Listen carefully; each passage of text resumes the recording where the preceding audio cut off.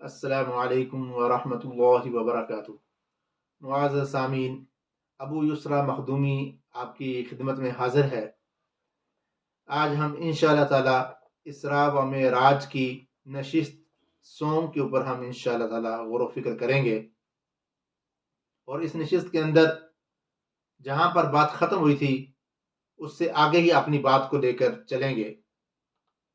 سابقہ نشست کے حوالے سے میں مختصر سا بیان کر دیتا ہوں کہ جو آخری جو پوائنٹ ہم نے جو پڑھا تھا وہ یہ تھا کہ نبی کریم صلی اللہ علیہ وسلم کو ایک تمثیل دکھائی گئی کہ کچھ لوگ ہیں کہ ان کے جو ناخن ہیں وہ تانبے کے ہیں، بڑے بڑے ناخن ہیں، لوہے اور تانبے کے ان کے ناخن ہیں، اور وہ اپنے ناخن سے اپنے منہ اور سینے کو نوچ رہے ہیں۔ تو آپ صلی اللہ علیہ وسلم نے حضرت جبریل علیہ السلام سے معلوم کیا کہ جبریل یہ کون لوگ ہیں اور یہ ان کو کیسی سزا دی جا رہی ہے؟ تو حضرت جبریل علیہ السلام نے فرمایا کہ یا رسول اللہ صلی اللہ علیہ وسلم، یہ وہ لوگ ہیں جو غیبت کرنے والے ہیں۔ تو اس کے حوالے سے میں نے سابقہ نشست کے اندر میں نے گفتگو کی تھی۔ آج ہم اس سے آگے بڑھتے ہیں۔ پھر کچھ اور لوگوں کو مشاہدہ کرایا گیا نبی کریم صلی اللہ علیہ وسلم کو،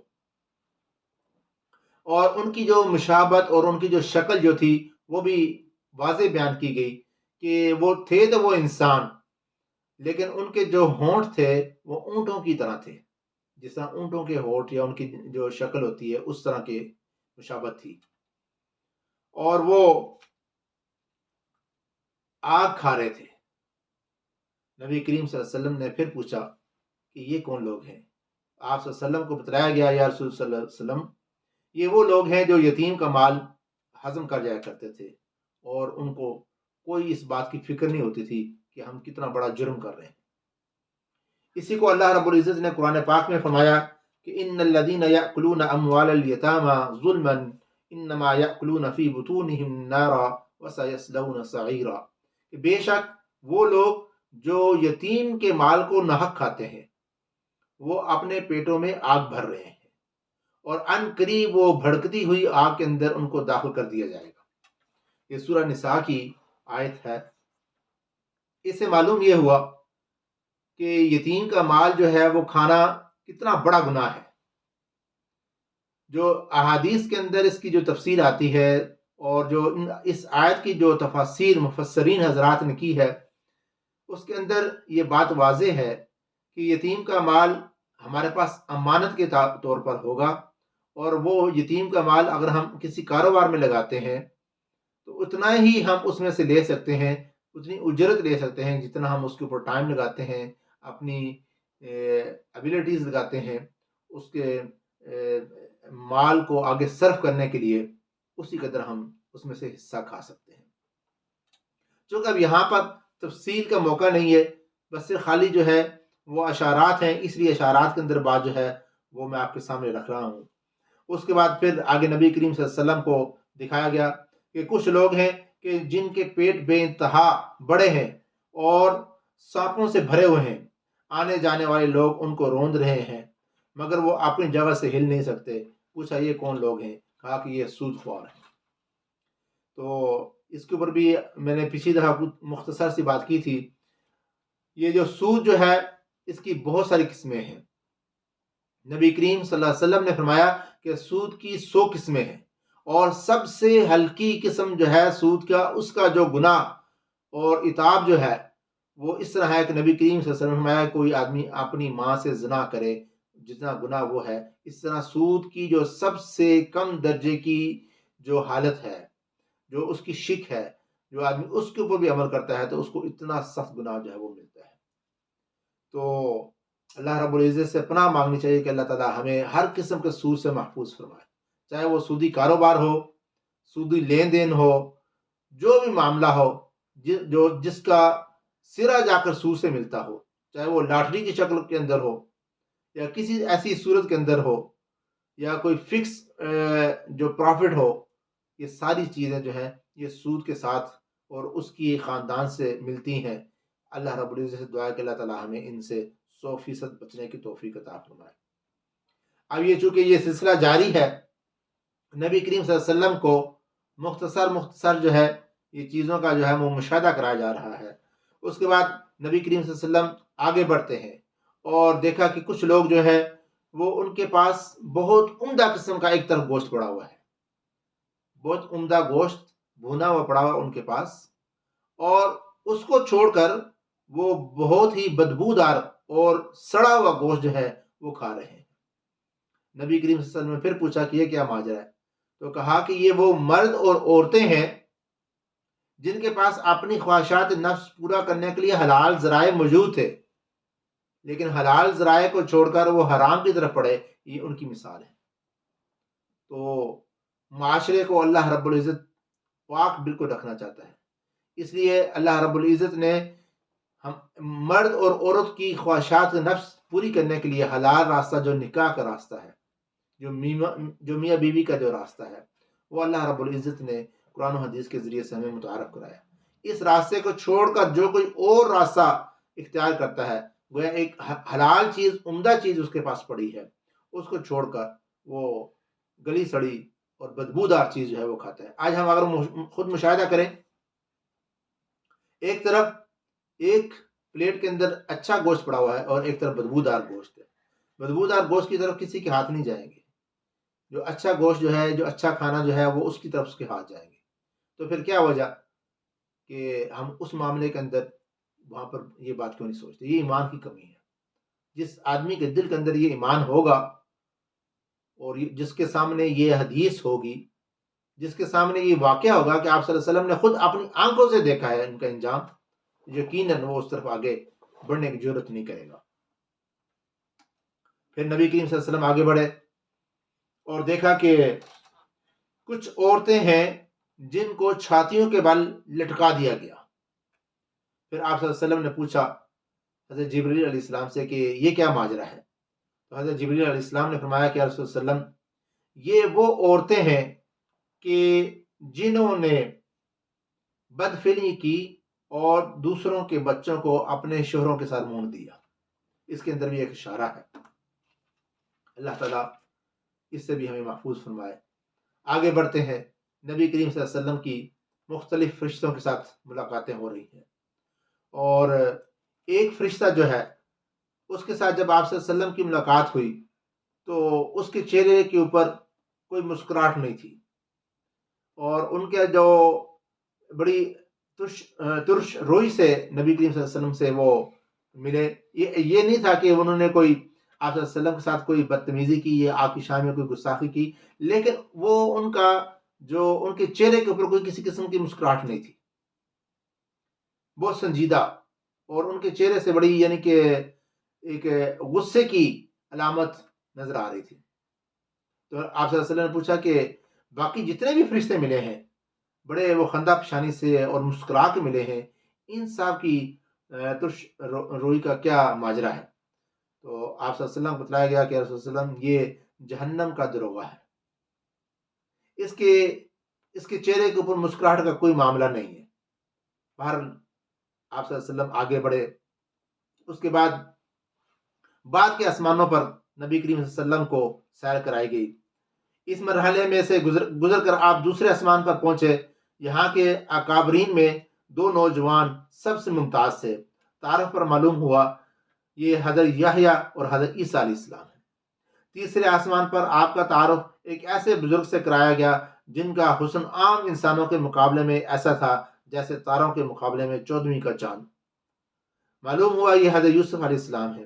چوتھے پر حضرت ادریس علیہ السلام، پانچویں پر حضرت ہارون علیہ السلام، اور چھٹے پر حضرت موسیٰ علیہ السلام سے ملاقات ہوئی۔ ساتویں آسمان پر پہنچے تو ایک عظیم الشان محل بیت المعمور دیکھا جہاں بے شمار فرشتے آتے اور جاتے تھے۔ اس کے پاس آپ کی ملاقات ایک ایسے بزرگ سے ہوئی جو خود آپ سے بہت مشابہ تھے۔ تعارف میں معلوم ہوا یہ حضرت ابراہیم علیہ السلام۔ یہاں پر بہت مختصر باقی تمام آسمانوں کا ذکر کیا گیا کہ کن کن کے ساتھ ملاقات ہوئی۔ اس کے بعد ایک مقام آتا ہے جس کا نام ہے سدرۃ المنتہا۔ وہاں پر جب پہنچے تو حضرت جبرائیل علیہ السلام نے کہا یا رسول اللہ صلی اللہ علیہ وسلم، میرا اور آپ کا سفر یہاں تک تھا، اس کے بعد آپ جانے اور آپ کا رب جانے، مجھے اس سے اوپر جانے کی اجازت نہیں ہے۔ یہ وہ مقام ہے جہاں پر نیچے سے جو چیزیں جاتی ہیں وہاں پر وہاں پر لے لی جاتی ہیں، اور اوپر سے جو چیزیں آتی ہیں وہ یہاں پر آ کے وصول کی جاتی ہیں۔ تو حضرت جبرائیل علیہ السلام نے کہا کہ یا رسول اللہ وسلم اس کے آگے آپ خود جائیں گے۔ نبی کریم صلی اللہ علیہ وسلم آگے بڑھنا شروع ہوتے ہیں، آپ سدرۃ المنتہا پر پہنچ گئے، جو جو بیش گاہ رب العزت اور عالم خالق کے درمیان حد فاصل کی حیثیت رکھتا ہے۔ اس پر تمام خلائق کا علم ختم ہو جاتا ہے۔ اس کے ماورا جو کچھ ہے وہ غیب ہے، جس کا علم کسی نبی کو نہ ہے، نہ کسی مقرب فرشتے کو، سوائے اس کے جسے اللہ اس علم میں سے کوئی عطا فرما دے۔ یہاں پر اللہ رب العزت سے نبی کریم صلی اللہ علیہ وسلم کی ملاقات ہوتی ہے۔ اب اس کے اندر بھی اختلاف ہے کہ آیا نبی کریم صلی اللہ علیہ وسلم نے اللہ رب العزت کو بغیر کسی پردے کے دیکھا یا نہیں دیکھا۔ بہرحال جو اختلافی بات ہے، میں کسی اختلاف میں پڑے بغیر آگے بات بڑھاتا ہوں۔ یہاں پر اللہ رب العزت سے نبی کریم صلی اللہ علیہ وسلم کی ملاقات ہوئی۔ آپ صلی اللہ علیہ وسلم نے نبی کریم صلی اللہ علیہ وسلم نے اللہ رب العزت کو دیکھا یا نہیں دیکھا، باہر ملاقات ہوئی۔ ہم اپنی بات کو اسی کے اوپر بس رکھتے ہیں۔ یہاں پر نبی کریم صلی اللہ علیہ وسلم کو اللہ رب العزت کی طرف سے کچھ تحائف دیے گئے۔ پہلا تحفہ جو تھا، ہر روز 5 نمازیں فرض کی گئی۔ کہا گیا کہ ہر روز 50 نمازیں فرض کی گئی، اور سورہ بقرہ کی آخری 2 آیات تعلیم فرمائی گئی۔ دوسرا انعام کیا تھا کہ سورہ بقرہ کی آخری 2 آیات تعلیم فرمائی گئی۔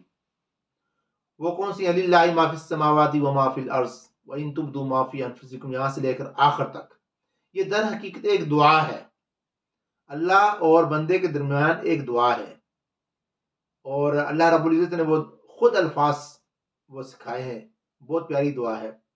تو اب اس کے اوپر یہاں پر وہ وقت نہیں ہے کہ اس کے اوپر بات کی جائے۔ بہرحال یہ سورہ بقرہ کی آخری 2 آیات جو ایک رکوع پورا بنتا ہے، اس کا مطالعہ کیا جائے، اور اس جو بالخصوص لا یکلف اللہ نفسا جو آخری آیت جو ہے اس کو اپنی دعا کا حصہ بنایا جائے۔ اور نبی کریم صلی اللہ علیہ وسلم کا بھی معمول یہ تھا کہ تہجد میں نبی کریم صلی اللہ علیہ وسلم یہ دعا جو ہے لا یکلف اللہ نفسا الا وسعها لها ما کسبت آخر تک اس دعا کو پڑھا کرتے تھے۔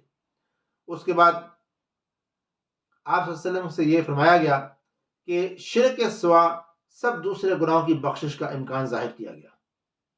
اللہ رب العزت نے فرمایا کہ ان اللہ لا یغفر ان یشرک به ویغفر ما دون ذلک لمن یشاء، کہ اللہ رب العزت شرک کو معاف نہیں کرتا، اور اس کے علاوہ جو بھی گناہ ہے اللہ تعالیٰ جس گناہ کو چاہے وہ معاف فرما دیتے ہیں۔ تو یہ ایک شرک جو ہے بہت بڑا گناہ ہے۔ اللہ رب العزت ہمیں ہر قسم کے شرک سے محفوظ رہنے کی توفیق عطا فرمائے۔ شرک کی بہت ساری قسمیں ہیں، ہر قسم، چاہے چھوٹا شرک ہو، چاہے بڑا شرک ہو، ظاہر ہو یا باطن میں ہو، جس طرح بھی جو بھی شرک ہو، اللہ تعالیٰ ہمیں اس سے محفوظ فرمائے۔ اس کے بعد ارشاد ہوا کہ جو شخص نیکی کا ارادہ کرے گا اس کو ایک نیکی کا ثواب مل جائے گا، اور اگر اس نے ارادے سے آگے بڑھ کر عمل بھی کر لیا تو اس کو 10 نیکیوں کے برابر ثواب ملے گا۔ لیکن جس آدمی نے برائی کا ارادہ کیا اور برائی کی نہیں، اس نے کوئی گناہ نہیں ملے گا اس کو، اور اگر اس نے برائی کی تو ایک ہی برائی کا گناہ اس کو ملے گا۔ تو یہاں پر دیکھیں اللہ رب العزت کا بہت بڑا انعام ہے کہ اگر ہم نیکی کا خالی ارادہ ہی کرتے ہیں تو اللہ رب العزت کی طرف سے ہمیں ایک نیکی کا اجر مل جاتا ہے، اور اگر ہم نیکی کرتے ہیں تو 10 نیکیوں کا اجر مل جاتا ہے۔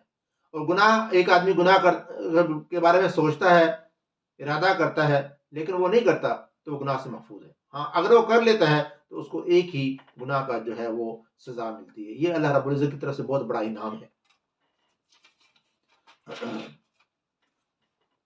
اب یہ ساری گفتگو اور یہ سارے انعامات اللہ رب العزت نے نبی کریم صلی اللہ علیہ وسلم کو دیے۔ اللہ رب العزت نے آپ صلی اللہ علیہ وسلم کے ساتھ کلام فرمایا، اور اس کے بعد اب واپسی کا سفر جو ہے وہ شروع ہوتا ہے۔ واپسی کے سفر میں آپ اسی سیڑھی سے اتر کر بیت المقدس آئے۔ یہاں پر تمام پیغمبر موجود تھے، آپ نے ان کو نماز پڑھائی جو غالباً فجر کی نماز تھی، پھر براق پر سوار ہوئے اور مکہ مکرمہ واپس پہنچ گئے۔ یہاں پر ایک ایک واقعہ ہے حضرت موسیٰ علیہ السلام کا جو نمازوں کے حوالے سے ہے. جب نبی کریم صلی اللہ علیہ وسلم واپس آئے تو حضرت موسیٰ علیہ السلام سے ملاقات ہوئی اور کہا کہ کیا انعام ملا. تو نبی کریم صلی اللہ علیہ وسلم نے فرمایا کہ مجھے ایک دن کے اندر 50 نمازیں یہ دی گئی ہیں. تو حضرت موسیٰ علیہ السلام نے کہا کہ مجھے بنی اسرائیل کا بہت اچھا تجربہ ہے.